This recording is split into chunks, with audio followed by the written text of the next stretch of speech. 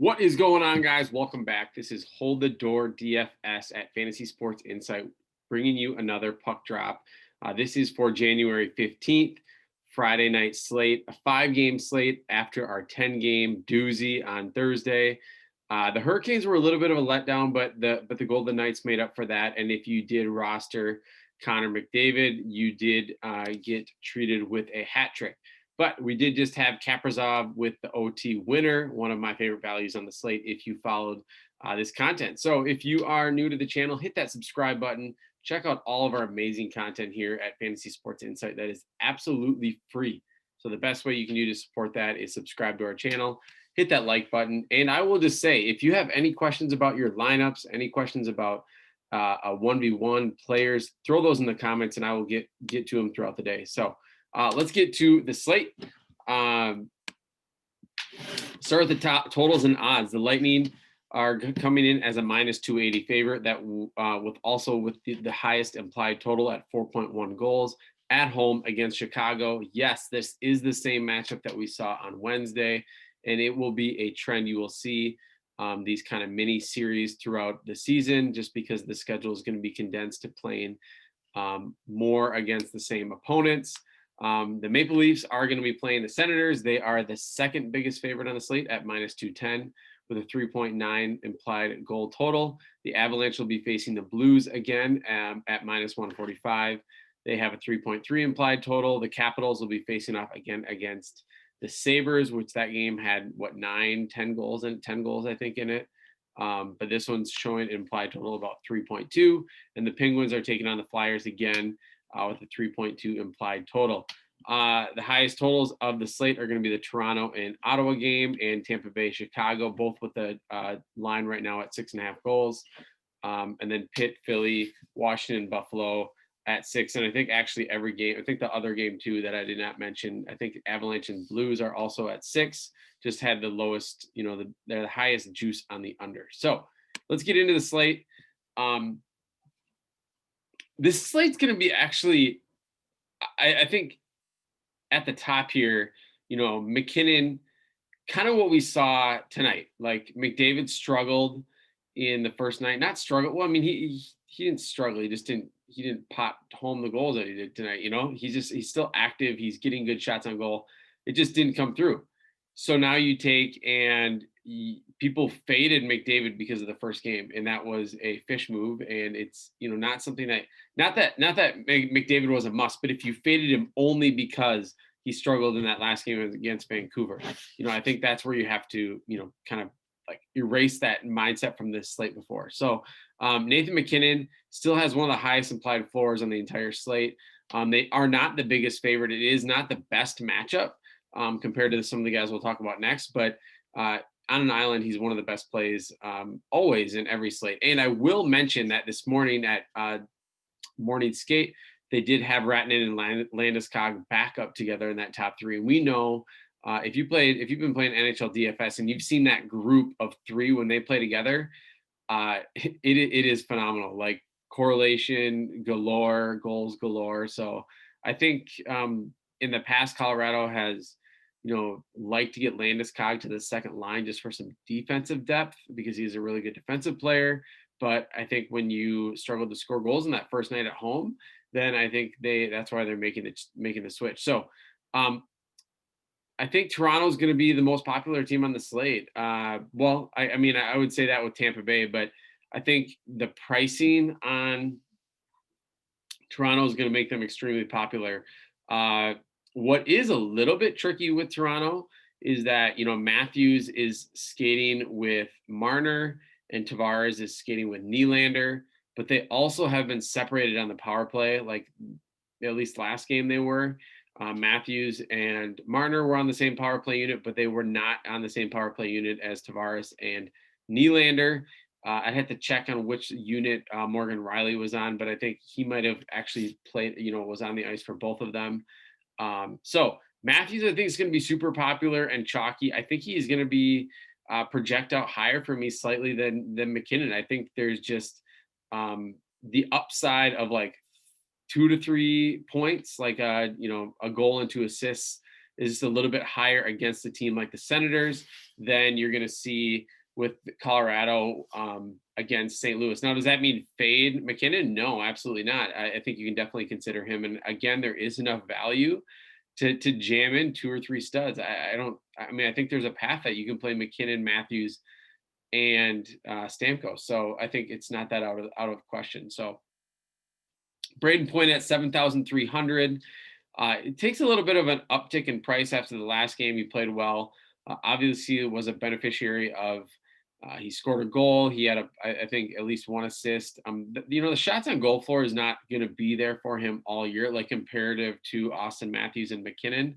But he obviously has the best matchup on the entire slate, and his role has increased with no Kucherov. So Tavares, I think, will also be popular, and is a $1,700 discount to Matthews. And Tavares had a goal. He had 5 or 6 shots on goal. He might have also, I think he also had an assist. That second line with him and Nylander went off. So I think in this case too, you might be just deciding, like, if I'm playing Matthews, then I'm playing Marner, or if I play Tavares, then I play Nylander with him. Unless you really want to just like kind of cross correlate and just, hopefully you get a piece of everything. But yeah, so studs are loaded here at the center position.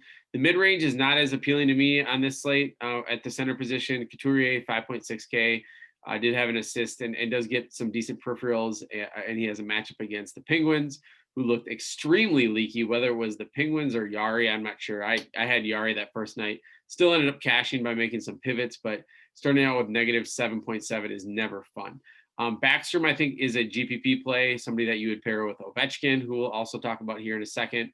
I think he does not have a floor really at all if he's not a part of an assist or goal. And even if he's a part with 1 assist, that doesn't really pay off his price tag. So Kadri is also, for me, another GPP, 4,900, likely now on the second line by himself with Burakovsky and whoever else they're going to throw in that second line. I'm not sure who they're going to mix up in that line. The value plays, Strome, again, 3.7K. He got a little bit of a bump. He will be on the first power play unit and the first line for the Blackhawks. He did score a goal late, which kind of was a bailout. Derek Stepan with Ottawa, 3.4K, nice value play. Robert Thomas on the second line for St. Louis Blues, played really well in the first game. I think he's more GPP. And then Norris, another prospect for the Senators that should be on the top line and the top power play unit as well. You will notice a theme here that the value is all over the Senators. And I think with that 6.5 total, I think the Senators are going to be better. They have enough young talent, right? They have Tkachuk, they have I can't think of, they have Batherson, who's going to be playing more of a regular role. And then we have the guy that we're going to get to here on the next page. So the winger position, Ovechkin, 8.6K. Can never say no to him, and he obviously had a phenomenal night tonight. He had 2 assists. I think considering the matchup, if you base it off of 10 goals scoring tonight in that game, I don't think that replicates. I think Buffalo plays better tonight, but I do think there's a chance that Chicago repeats their poor defensive performance and gets slaughtered again by Tampa Bay. So I think I prefer Stamkos for the price savings, but I will never argue against picking somebody like Alex Ovechkin, especially in cash. Mikko Rantanen, 6.8K, becomes a lot more appealing now that you add Landeskog to the mix. I think Landeskog doesn't take anything away from Rantanen. I think it just makes that line more elite and more likely to score goals. So Taylor Hall had a goal in his opening game here, 6.5K, GPP only probably for me. Marner is definitely in playing cash if you pair him with Austin Matthews.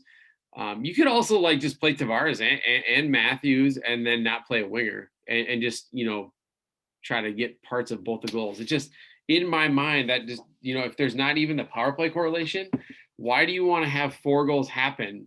Say 4 goals happen and Tavares gets 2 assists and Matthews gets 1 assist on the other goal, because they're likely not going to, get an assist and a goal on the same goal. So it doesn't really make sense unless the lines change. Nylander, 5,900, I said, is a great pairing with Tavares. Landeskog, as I mentioned, now feels super cheap with that correlation. When you had those three playing together consistently, Ratton and Landeskog were always above 7K, even if they had a poor game. Landeskog is just too cheap here at 5,800. Oshie is a GPP pairing for me with Backstrom and Ovechkin. Again, somebody that's just a little bit more assist and goal dependent. The value, Joe Thornton, obviously will be on that top line with Austin Matthews. Again, probably really goal and assist dependent. So not somebody really I want to target in cash, but if you're, again, going for the upside of the correlation and stacking, he, I think, was on the same power play unit as well with Matthews. So definitely something to consider that he has some nice line equity and value in there. JVR had a goal on a power play against Pittsburgh in the first game. Phenomenal play there at 3.2. The only concern is that he's on the third line. Dadonov, you're probably thinking, maybe if you're didn't follow in the offseason, but he again is with the Senators, another Senators player that is going to be a value on this slate. 3,100 for a player who was normally priced, anywhere from 5 to 6K with Florida. He obviously is going to have a top 6 role here with Senators and likely on the power play. So 3,100, you cannot argue against that. Then you have Stützle down here at 2,500, probably my favorite winger value of this slate. Actually, even as an underdog, he's the 3rd overall pick. He's phenomenal in Germany. The Senators are just so pumped to have him here and playing. So I think he'll be extremely popular, kind of like Kaprizov was tonight. These guys are electric, and teams like the Wild and the Senators, they want to get those guys on the ice. They're not going to just play around with them in the 3rd and 4th line and waste them away. So get them out there, see what they can do, and see if they can spark, some success. The defender position, Victor Hedman and John Carlson lead the crew at 6.9 and 6.8K respectively. Cale Makar at 5,400 is a great pairing with somebody like McKinnon, because he will be on that top power play unit. Victor Hedman, I think, will be really popular. Again, he has the double-double bonus, especially if you're pairing him with somebody like Stamkos. John Carlson is also a great cash option as well. I can never argue against him. He had a phenomenal night tonight, had a goal. Another person who has, shot floor, a block floor, is on the ice a ton. So 2 phenomenal cash plays in Victor Hedman and John Carlson. Morgan Rielly, though, at 5,200 is in a smash spot. He kind of needed that bailout goal in the last game. But I do think, if Austin Matthews has more success, I think that's going to really correlate with somebody like Morgan Rielly. And if you just want Morgan Rielly as just kind of like somebody that you hope gets part of Tavares or part of Matthews, that definitely can happen. So 5,200 is an amazing price tag for somebody like Morgan Rielly. The mid-range, I was not really that impressed with here. I was kind of even struggling to come up with the guys that I wanted to use in this range. Duncan Keith, had the block bonus, I think, last game, had 3 shots on goal, but not somebody that I usually go out of my way to target. Rasmus Dahlin is actually, I think, underpriced here, especially compared to his line mates like Ristolainen, who's still more expensive than him. Dahlin's going to get the power play time. He saw, I think, the most ice time too. And I think they're just going to let him shoot the puck more. I think early on last year when he was a rookie, last year, I think, maybe his year before now. But it just seemed like he was getting eased into it. Now I think he's ready to go. He's going to be firing. Connor Murphy always has block shot bonus upside for the Blackhawks. Value is kind of thin here too, I think. Dumoulin at 3.1K saw 20 minutes plus of ice time, had a couple shots on goal and blocks. Ruda, first pairing for Tampa Bay, another one that, can easily get that block shot bonus. Gustafsson, I think, had 1 goal and an assist for the Flyers against Pittsburgh. So I think he'll be really popular. People, if they see that, will go back to him at 2,900.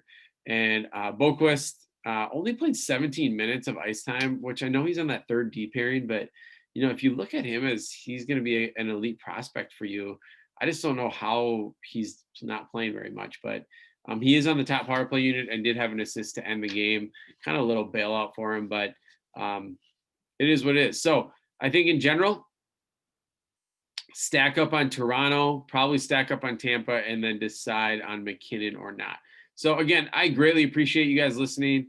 If you have not checked out all of our other great content here at FSI, we have NBA posted every single day, soccer posted. I'm going to have showdown content for all 4 of the playoff games this weekend. So hit that subscribe button, hit the like button, throw a comment down below if you have any questions about FSI, joining our Discord, or just this NHL slate in general. I appreciate you guys listening. See you later. Good luck tonight on NHL DFS.